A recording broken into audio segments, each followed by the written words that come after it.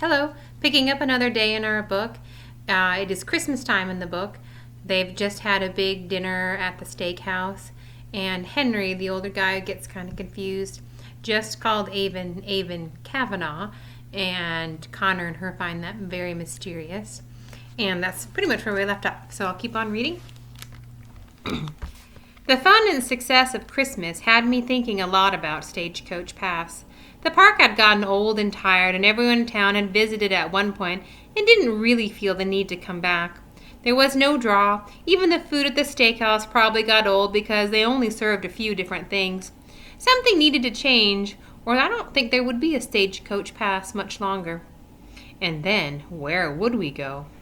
My parents were so busy keeping up with all the little tasks that went into running the place that I didn't have time to see the bigger picture. But I did. As we sat down one chilly January night for dinner together, I told them my ideas.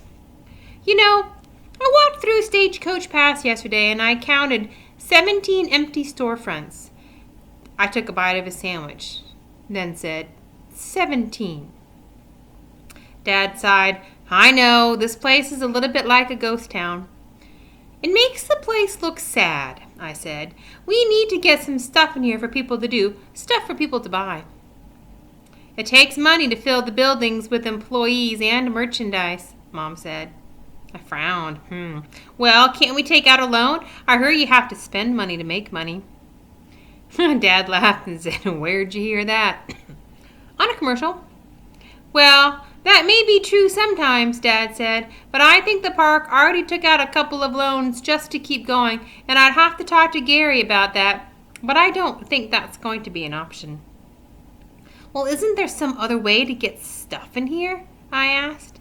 Dad took a swig of his water and said, I suppose we could rent the spaces, but then we'd have to worry about finding businesses and what kind of business should be allowed to rent in here.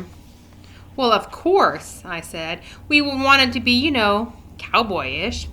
I eyed both of them. I've been writing down ideas for a while now, all of them ideas for the park. We'd love to hear them, sweetie, Mom said. I went back to my room, grabbed my notebook, and returned to the table. I opened it with my toes. Things that Stagecoach Pass needs to bring in business, I read aloud the title. Number 1. I looked at them dramatically. A lighter food option. We have the steakhouse for a big, fat, heavy, greasy meal, and we have a soda shop for large ice cream sundaes, and even only when you ask for a single scoop. But there's no deli or sandwich shop or anything for a nice little lunch. I could tell they liked the idea, so I went on. Number 2, coffee and smoothies. Whenever Mom and I go shopping, I notice the malls always have some kind of coffee and smoothie place. Number 3. More shopping. Navajo jewelry like the earrings you bought me, a cool leather shop, and a hat store that specializes in custom cowboy hats. Stuff like that. Wow, Avon, Dad said. Those are great ideas, but it's a little more complicated than that. How is it complicated? I asked. Well, for one thing, where do we even find those vendors? I shrugged and went back to eating my dinner, sorry that my idea had fallen flat. Then I remembered Mr. Jeffries, my art teacher, telling us about an art festival in town called Fountain Hills that was happening next weekend. He was encouraging us to go and check out the local artists. There's a giant art festival in Fountain Hills next weekend, I said. There will be like 500 artists. Maybe we could find some cool vendors there. Mom and Dad looked at each other. Then Mom finally said, I suppose it wouldn't hurt to go and it might be fun. And maybe we could have our own art festival, I said, getting excited now, with artists and food and music and fireworks. Mom and Dad laughed. Well, let's not get ahead of ourselves, Dad said, but I couldn't help it. My mind was going crazy now. It's a great opportunity for artists to check out Stagecoach Pass and see if they might want to rent a space here. Main Street is huge. We could have a huge art festival. We should have it in early April before it gets too hot outside. Oh, and I saw this thing about the show about food trucks and... Whoa, slow down, Sheebs, Dad said. How about we start with visiting the festival and see how it goes from there? But if we're going to have our own art festival, the best way to let the artists know about it is to tell them at this art festival in Fountain Hills. I'd like to get approval before doing anything, Dad said. You mean from the dead owner? Dad laughed. Avon, the owner is not dead, and yes, I'd have to get approval from the very much alive owner. But I thought you said he gave you total free rein over the park. There are permits and a whole bunch of other stuff to be taken care of. Well, then go get it, Daddy-o. There is a time a-wastin'. He looked at me with pride in his eyes and said, My daughter, the ultimate problem solver. You have her very well trained, Jedi Master. Have me very well trained, Jedi Master, I retorted. Very good, Jedi learner person. I rolled my eyes. Not quite, Dad. Zion's parents would have a way better comeback than that. So speaking of dead owners, Mom said, what's going on with your top secret investigation? Find any more clues out about the Kavanaughs? No, the guitar was the last thing we found. The boys had brought it up to the apartment for me and I'd shown it to my parents. They thought it was pretty cool, but it didn't really tell us anything about the Kavanaughs. And just because the last initial was C, that didn't mean it had to belong to the Kavanaughs. But you know how I told you Henry always talks to me like he thinks I'm somebody else? They nodded. Well, the other day, he called me Avon Kavanaugh. Well, actually, it was on Christmas Eve. Don't you think that's kind of weird? Mom and Dad looked at each other and said, That's mildly intriguing. Yeah, a bit strange, Mom said, but he did call me Elizabeth Taylor the other day, and she ran a hand through her long dark hair. Easy to see how I could make that mistake, of course. I had no idea who Elizabeth Taylor was, but Dad said absolutely as he carried away his empty plate. I have to go check the old building with the broken down bowl. One of the workers told me they peeked in the window and saw a bunch of mice running around. He groaned. The keys in the office are all such a mess. I hope I can figure out which one even opens it. What keys? I asked him. Keys to the park, he said. The most important ones are all labeled, but there are about 50 that I have no idea what they're for. I have a feeling I'm going to be there all night just trying out keys. I didn't know you had all those keys, I said. Well, of course I have keys, Sheeps. I can't run the place without keys. Well, it just so happens that I'm looking for a key. It was a rare, icy, cold morning, and as Connor, Zion, and I sat outside the office on the sidewalk eating our lunch. Fruit snack, please, I said, and Connor shoved one in my mouth. Mom had insisted I wear my old warm boots today, and though I was glad my toes weren't freezing, it was highly inconvenient. I looked at my friends, both shivering as they took bites of their lunches. This is ridiculous, I said. We should be eating in the cafeteria today. They looked up at me in alarm. I had to admit I didn't really feel ready to head there myself, despite the freezing wind.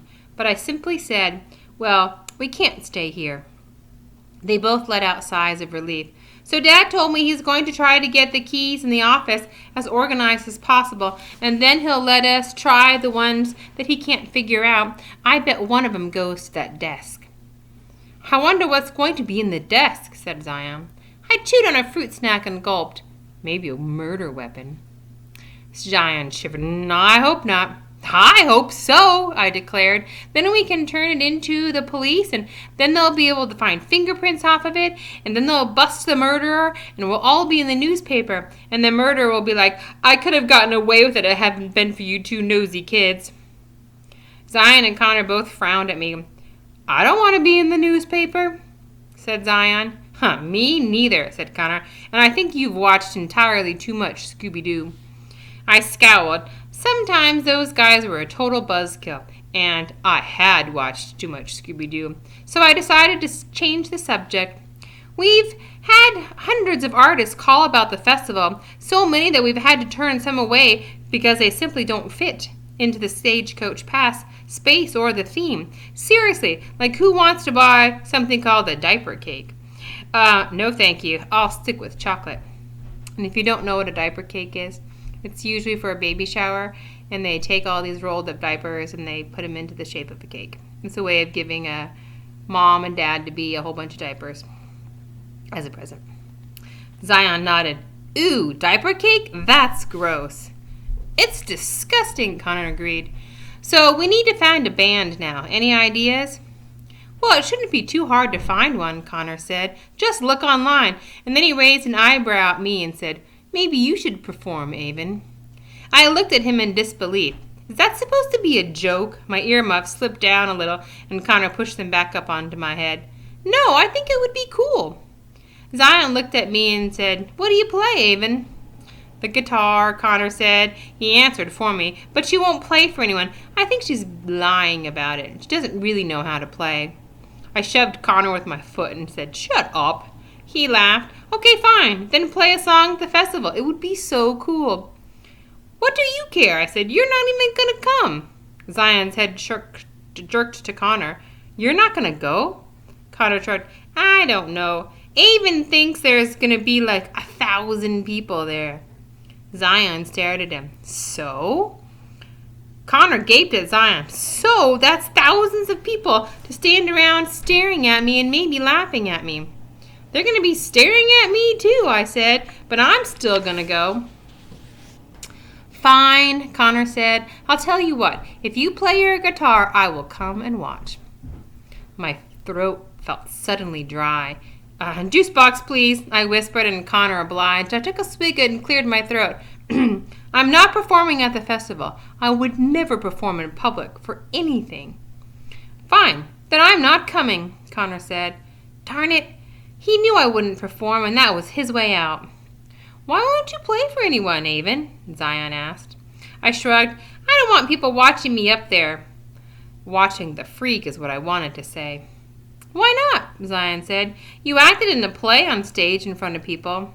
Yeah, but that was different. I was in a silly cactus costume, and if you didn't know me, you wouldn't even have known that I didn't have arms. Doing stuff with my feet in front of a crowd, performing with my feet, that's just a little different, and I'd feel kind of like I was in a circus or something. I think that's silly, Zion said. Nobody would think of you like that. But I knew that he was wrong. In most places, spring comes around March or April or even May. Arizona's whole winter is pretty much like springtime with a few winter days scattered throughout. I can't say I was sorry not to have to trudge through the snow everywhere I went. And things were really coming together for the festival. Dad had found a website that had like 100 country western bands for hire listed on it. And we had our pick, and they weren't even very expensive. Mom and I spent an entire day cleaning up the old stage in the closed-down rodeo arena. That was also where the food trucks would park, since we weren't really going to have a rodeo. Connor and I had gone to 2 more support group meetings, and I got the feeling that he was actually starting to enjoy them, even though he often gave Dexter the stink eye. I still hadn't found the tarantula despite going out almost every night with Dad, and one day I was visiting Spaghetti and I asked Denise what she knew about tarantulas. Do they bother the animals? I asked. There aren't any tarantulas around here, she told me as she raked the dirt in the ground. There aren't, but I thought they would have been all over the desert. I've read about them, and every book I've read distinctly says that they live in the Sonoran Desert. Well, they should be here, she said, but I guess with the city moving in on us, they've gone away. I rubbed at Spaghetti's sides with my feet. Yeah, but there's still a good chunk of desert right behind us. I'm always looking for one when I walk out there, but I've never seen one. Denise stopped raking and wiped her brow. I guess there used to be a bunch around here, but they disappeared a while back. Henry says it was in 2004. I stared at her. The tarantulas disappeared in 2004? But Henry, he can't remember a single thing. Well, he just can't remember anything recent, Denise said, but sometimes he can remember things very clearly from the past. In 2004, I repeated it to myself. Yeah. He said the last time anyone saw a live tarantula around here was in 2004. Denise went back to raking the ground. Who knows? He might have just made it up. I decided I needed to go visit Henry. He was sitting in front of the soda shop in one of those rocking chairs. I stood in front of him and asked, When did the tarantulas disappear? In 2004, he said quickly and matter-of-factly. Why do you think of that? Because, he said for the first time ever, his eyes looking clear and knowing to me, they left with her. I shivered, but not from the cool breeze. With who? I asked. He looked at me, his eyes clouding over with confusion. "Who what?" he said. "Who did the tarantulas leave with?" He continued giving me a confused look. "You want some ice cream, sweetheart?" he finally said, and I sighed and said, "No, thank you." I even visited Madame Myrtle to try to figure things out, but she was as clueless as could be about the tarantulas. She said maybe the exterminator came and took care of them in 2004, but I knew that was ridiculous. Connor, Zion, and I spent as much time in the storage building as we could looking through old pictures and junk. So far, Dad had given us about 15 unlabeled keys to try on the desk, but none of them had worked. "This one's a dud," Connor called, pulling a key out of the drawer and tossing it back into a paper bag. I frowned as I kicked the one corner of the shed.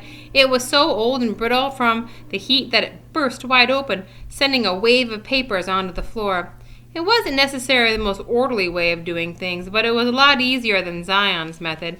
I sheepishly glanced over at him as he carefully removed old tape from a box and pulled the top back down like the Mona Lisa was inside. Zion shook his head at me. "Avon," he scolded, "do you have to make this place look like a tornado ripped through here?" "Well, she is from Kansas," Connor said as he tried another key. Tornadoes are in her blood." Connor grunted and then barked. "Dud." He pulled another key out. I sifted through the papers on the ground with my toes, trying to make out the faded writing. There were a lot of numbers and words like deduction and revenue and net. I had no idea what any of it meant, but I decided it was all too boring to be important. "Whoa!" Zion said, causing Connor to stop. Me to stop what we were doing and look at him. He had a book in his hands and he was pulling something out from between the pages. "Whoa!" he said again. Connor and I walked over to the junk to see what Zion was whoaing about. He held up an old black and white photograph for us to see. A photograph of me. With arms. Wearing that turquoise necklace. And it was taken in 1973. Okay, we'll stop there.